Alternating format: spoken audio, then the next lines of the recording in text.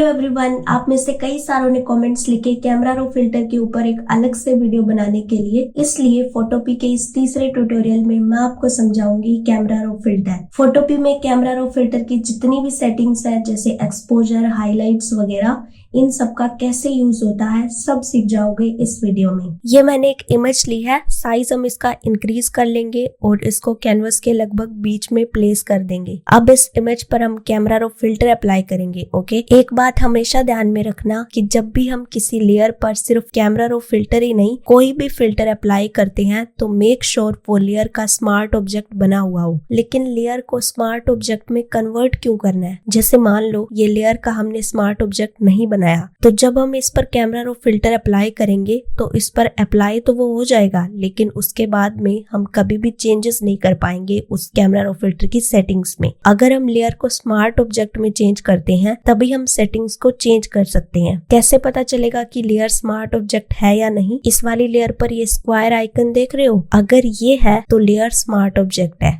नहीं दिख रहा तो नहीं है। तो कंफर्म है कि इस लेयर का स्मार्ट ऑब्जेक्ट बना हुआ है। अच्छा, इसको रिमूव करके दिखाऊं? सिंपल इस लेयर पर राइट क्लिक करना है और क्लिक कर देंगे रास्टराइज पर। ये देखो हट गया वो आइकन। लेयर को स्मार्ट ऑब्जेक्ट में कन्वर्ट करने के लिए इस लेयर पर राइट क्लिक करके कन्वर्ट टू स्मार्ट ऑब्जेक्ट पर क्लिक कर देंगे तो देखो लेयर स्मार्ट ऑब्जेक्ट में कन्वर्ट हो गई। ओके, अब फोटो पर कैमरा रो फिल्टर अप्लाई करने से पहले हम इसका बैकग्राउंड रिमूव कर लेंगे। ऐसा कुछ जरूरी नहीं है, बस मैं कर रही हूँ क्योंकि हमें जरूरत पड़ेगी। यहाँ से हम क्विक सिलेक्शन टूल लेकर सेलेक्ट सब्जेक्ट पर क्लिक कर देंगे और ये हमारा सब्जेक्ट सेलेक्ट हो गया। फिर लेयर्स पैनल में इस मास्क वाले आइकॉन पर क्लिक कर देना है। उसके बाद इस एडजस्टमेंट आइकॉन पर क्लिक करके कलर फिल पर क्लिक करके ब्लैक कलर सेलेक्ट कर लेंगे और ओके पर क्लिक कर देंगे। कलर फिल वाली लेयर को मुझे सब्जेक्ट के नीचे रखना है, इसलिए मैंने इसको उठाकर नीचे रख दिया सब्जेक्ट के। देखो हमारा सब्जेक्ट बैकग्राउंड से रिमूव हो गया, लेकिन प्रॉब्लम क्या आ रही है, एजेस पर ना थोड़ा सा व्हाइट व्हाइट ऐसा दिख रहा है तो अच्छे से रिमूव नहीं हुआ। पहले तो इसको जूम कर लेंगे और फिर मेक श्योर सब्जेक्ट वाली लेयर का मास्क सिलेक्टेड हो। फिर ब्रश टूल लेना है और फोरग्राउंड में कलर रखेंगे ब्लैक, हार्डनेस को रखेंगे लगभग 41% और अब इस तरीके से एजेस पर आपको पेंट करना है ताकि ये व्हाइट व्हाइट रिमूव हो जाए। जहां जहां ये व्हाइट है उस सारे को हम लोग रिमूव कर लेंगे कुछ इस तरीके से। तो अभी कुछ ऐसा लग रहा है। यहाँ दूसरी साइड की एजेस को भी थोड़ा पेंट कर लेंगे ब्रश से। ब्रश एजेस क्लीन हो गई, अब ठीक है। अब अप्लाई करते हैं कैमरा रो फिल्टर। मेक श्योर ये सब्जेक्ट वाली लेयर सिलेक्टेड हो। या फिल्टर में आकर क्लिक कर देंगे कैमरा रो पर और यहाँ इस फोटो में हम कुछ एडजस्टमेंट करेंगे। ये कुछ इफेक्ट्स हैं और इनका हम यूज करके फोटो को काफी इम्प्रूव कर सकते हैं। सबसे पहले हम बात करते हैं लाइट के अंदर एक्सपोजर की। एक्सपोजर इमेज में ब्राइटनेस और डार्कनेस को एडजस्ट करने के काम आता है। इसका मतलब क्या, जैसे आपकी इमेज का कोई भी पार्ट चाहे ब्राइट पार्ट हो चाहे डार्क पार्ट हो, हर एक पार्ट का लाइट बढ़ेगा या ऐसा कह लो हर एक पार्ट का एक्सपोजर बढ़ेगा। जैसे मैं देखो एक्सपोजर को बढ़ा रही हूँ तो जो इमेज में डार्क पार्ट है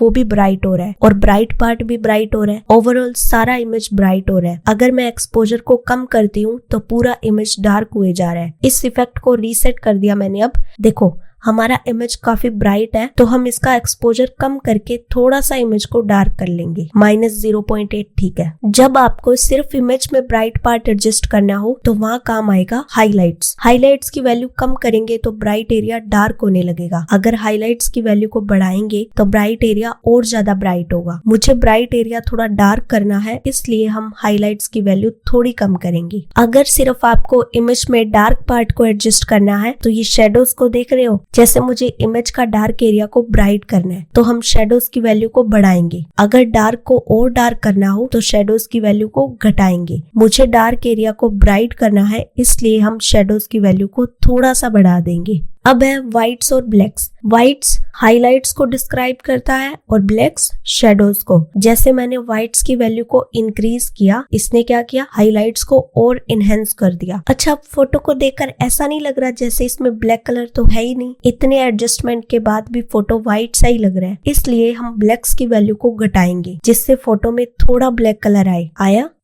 और अगर ब्लैक्स की वैल्यू बढ़ाई तो ब्लैक धीरे धीरे खत्म हो रहा है, इसलिए हम ब्लैक्स की वैल्यू को घटाएंगे। घटा दी, ठीक है। अब बचता है कॉन्ट्रास्ट। जब फोटो थोड़ा फीका फीका या यूं कहो फ्लैट सा लगने लगे तब आप कॉन्ट्रास्ट की वैल्यू को बढ़ा दो। कॉन्ट्रास्ट की वैल्यू जब आप बढ़ाओगे तो डार्क पार्ट और डार्क होगा और ब्राइट पार्ट और ब्राइट होगा और फोटो के कलर्स पॉप होके दिखने लगेंगे। इससे अब देखो फोटो में कॉन्ट्रास्ट आ गया। अब है कलर के अंदर टेम्परेचर। टेम्परेचर की वैल्यू को कम करेंगे तो फोटो में ब्लूइश टोन आएगी। अगर वैल्यू को इंक्रीज करेंगे तो फोटो वार्म मतलब येलो टोन की हो जाएगी। मुझे फोटो को थोड़ा वार्म करना है, इसलिए मैंने टेम्परेचर की वैल्यू को थोड़ी बढ़ा दी है। फोटो की कलर टोन को एडजस्ट करने के लिए टेम्परेचर का यूज होता है। बेसिकली थोड़ा सा टेम्परेचर मैंने बढ़ा दिया है, अब काफी सही लग रहा है। उसके बाद है टिंट। जब आप टिंट को लेफ्ट की तरफ लेकर जाओगे तो इसमें ग्रीन कलर्स आएंगे। अगर राइट की तरफ करोगे तो इसमें मैजेंटा या पिंक शेड्स आपको देखने को मिलेंगे। अब है सैचुरेशन और वाइब्रेंस। पहले सैचुरेशन समझते हैं। सैचुरेशन को जब आप बढ़ाओगे तो देखो फोटो के सारे कलर्स पॉप हो रहे हैं। सैचुरेशन से अमाउंट ऑफ कलर बढ़ेगा। अगर सैचुरेशन की वैल्यू को कम किया तो फोटो के सारे कलर्स निकलते जाएंगे और लास्ट में फोटो ब्लैक एंड व्हाइट हो जाएगी। तो सैचुरेशन का काम क्या है? ये कलर्स को बढ़ाता है और उनको कम भी करता है। थोड़ा सा मैंने सैचुरेशन बढ़ा दिया है। वाइब्रेंस भी यही करता है, लेकिन वाइब्रेंस उस कलर को बढ़ाता है जो कलर फोटो में ज्यादा दिख रहा होता है। जैसे फेस पर ये यहाँ का कलर ज्यादा दिख रहा है तो वाइब्रेंस बढ़ाने पर ये कलर और ज्यादा वाइब्रेंट हो गया। वाइब्रेंस 0 करने पे फोटो पूरी ब्लैक एंड व्हाइट नहीं होगी। इसमें ये कुछ कलर्स बच गए हैं जो फोटो में ज्यादा नहीं दिख रहे। वाइब्रेंस को हम बिल्कुल भी नहीं बढ़ाएंगे क्योंकि जरूरत नहीं है। अब है टेक्सचर। अगर आपको अपनी इमेज में शार्पनेस बढ़ानी है तब आप टेक्सचर की वैल्यू को बढ़ाओगे। मुझे फोटो में शार्पनेस चाहिए थोड़ी, इसलिए मैंने बढ़ा दी टेक्सचर की वैल्यू। काफी सही भी लग रहा है। अच्छा, टेक्सचर सिर्फ मिड टोन्स पर ही वर्क करेगा, मतलब बीच का पार्ट, ना ज्यादा ब्लैक ना ज्यादा व्हाइट। आप देख सकते हो। अगर टेक्सचर की वैल्यू कम करेंगे तो फोटो ब्लर सी दिखने लगेगी। वापस से बढ़ा देते हैं हम टेक्सचर की वैल्यू। टेक्सचर बढ़ाने से आपकी फोटो में जो डिटेल्स हैं वो और भी क्लियर दिखने लग जाती है। लेकिन जब आप क्लैरिटी को बढ़ाओगे तो पूरा फोटो शार्प होगा। फोटो में चाहे ब्लैक्स हो व्हाइट्स हो सब शार्प हो जाएंगे। अब देखो मैं क्लैरिटी को जितना ज्यादा बढ़ा रही हूँ फोटो कितना ज्यादा क्लियर दिखने लगा, पर एक टाइम के बाद ये खराब भी दिखने लगेगा। इसलिए वैल्यू हम ज्यादा नहीं बढ़ाएंगे, इतनी सही है। अगर आपको अपनी फोटो में थोड़ा डार्क लुक चाहिए तो आप डीहेज की वैल्यू को बढ़ा सकते हो। अगर इसकी वैल्यू कम करेंगे तो सफेद सफेद ज्यादा हो जाएगा। हमको थोड़ा डार्क चाहिए, इसलिए वैल्यू को हम थोड़ा बढ़ा देंगे। ओके, काफी सारे चेंजेस के बाद फाइनली ओके पर क्लिक कर देंगे और मैं आपको फर्क दिखाती हूँ। ये देखो फर्क, कितना ज्यादा फर्क आया है। अब जैसे मुझे इस टी शर्ट का कलर, ये जो डार्क ब्लू है, इसको मुझे ब्लैक करना है। मुझे ब्लू पसंद नहीं आ रहा, तो हम टी शर्ट का कलर चेंज भी कर सकते हैं। तो ब्लू को ब्लैक कैसे कर सकते हैं? सिंपली लेयर्स पैनल में एडजस्टमेंट आइकॉन पर क्लिक करेंगे और ह्यू सैचुरेशन पर क्लिक कर देंगे। अब यहाँ सैचुरेशन की वैल्यू को हम बिल्कुल -100 तक ले जाएंगे। मुझे बिल्कुल कलर्स निकाल देने हैं और लाइटनेस को भी कम करेंगे करीब -45 तक। और ये देखो हमारी टी शर्ट पूरी ब्लैक हो गई, लाइट ब्लैक, डार्क ग्रे। इस पैनल को बंद कर देंगे। अब मुझे ना ह्यू सैचुरेशन वाली लेयर को सब्जेक्ट के अंदर क्लिप करना है। तो ह्यू सैचुरेशन वाली लेयर पर हम राइट क्लिक करेंगे और क्लिपिंग मास्क पर क्लिक कर देंगे। ये लेयर हो गई सब्जेक्ट वाली लेयर के अंदर क्लिप।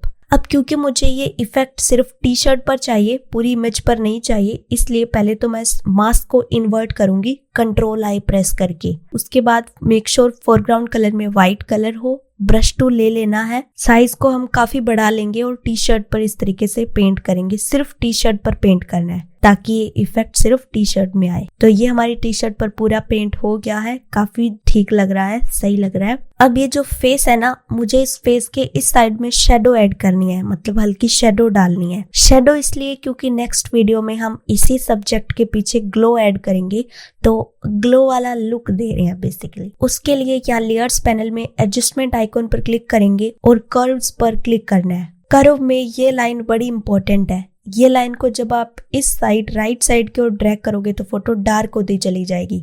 अगर लेफ्ट साइड में ड्रैग करोगे तो फोटो ब्राइट होती चली जाएगी। मुझे फोटो को डार्क करना है, इसलिए मैं इस लाइन को करीब यहाँ से पकड़कर इधर ड्रैग करूंगी तो फेस देखो डार्क हो रहा है। हो गया, बस इतना ही डार्क करना है। अब इस पैनल को बंद कर देंगे और इस लेयर को भी हम क्लिप कर लेंगे, इसलिए इस लेयर पर राइट क्लिक करके क्लिपिंग मास्क पर क्लिक कर देना है। उसके बाद इस मास्क को भी हम लोग इन्वर्ट कर लेंगे Ctrl+I प्रेस करके। अब ब्रश टूल लेकर इस साइड में हम पेंट करेंगे शेडो ऐड करने के लिए, इस तरीके से। फिर हम हार्डनेस को 0 कर लेंगे और ब्रश का साइज इंक्रीज कर लेंगे और फोरग्राउंड में कलर कर लेंगे इस बार ब्लैक। और फ्लो को भी कम कर लेंगे। ब्लैक कलर मैंने क्यों किया, क्योंकि मुझे अब थोड़ा थोड़ा इसको रिमूव करना है ताकि सीमलेस सा हमें इफेक्ट मिल सके फेस पर। थोड़ा इसका ओपेसिटी कम कर लेते हैं, 72 ठीक है। अब इसी लेयर का हम लोग एक कॉपी बनाएंगे Ctrl J प्रेस करके। अब ये जो ऊपर वाली लेयर है, मेक श्योर इसका मास्क सिलेक्टेड हो और इसको थोड़ा थोड़ा हम यहाँ से रिमूव कर देंगे शेडो। मुझे बिल्कुल एजेस पर डार्क चाहिए, इसलिए मैंने इसकी कॉपी बनाई। देखो इतना इफेक्ट इसका सही है, काफी सही लग रहा है। तो कुछ इस तरीके से फेस के साइड में शेडो ऐड की जा सकती है। अच्छा, एक और चीज, हम ना आईज का कलर भी चेंज कर सकते हैं। कैसे? लेयर्स पैनल में एडजस्टमेंट आइकन पर आएंगे और ह्यू सैचुरेशन पर क्लिक करना है। जैसे फॉर एग्जांपल मुझे आईज को ब्लू करना है, तो हम ह्यू की वैल्यूज को करीब 152 तक रखेंगे। देखो हमारी आईज ब्लू हो गई। सैचुरेशन की वैल्यूज को हम थोड़ा सा बढ़ाएंगे, थोड़ा सा वाइब्रेंट हो जाए, और लाइटनेस को भी थोड़ा बढ़ाएंगे क्योंकि काफी डार्क लग रहा है। ओके, अब हम पैनल को बंद कर देंगे और सेम इस लेयर को भी हम लोग क्लिप कर लेंगे, मास्क को इन्वर्ट कर लेंगे और ब्रश टूल लेकर साइज को थोड़ा छोटा कर लेंगे। मेक श्योर फोरग्राउंड में व्हाइट कलर हो और आईज पर आपको धीरे से पेंट कर लेना है। तो ये हमारी आईज ब्राउन से ब्लू हो गई। तो इस तरीके से आईज का कलर भी चेंज किया जा सकता है। तो यहाँ तक हमने फेस को एडिट कर लिया है। नेक्स्ट वीडियो में हम लोग इसी सब्जेक्ट पर, इसी फोटो पर ग्लो को डालेंगे। ओके, आई होप आप लोगों को कैमरा रो फिल्टर की जितनी भी सेटिंग्स मैंने आपको समझाई, कर्व, ह्यू, सैचुरेशन आपको समझ में आया है। Okay, bye, see you in the next video.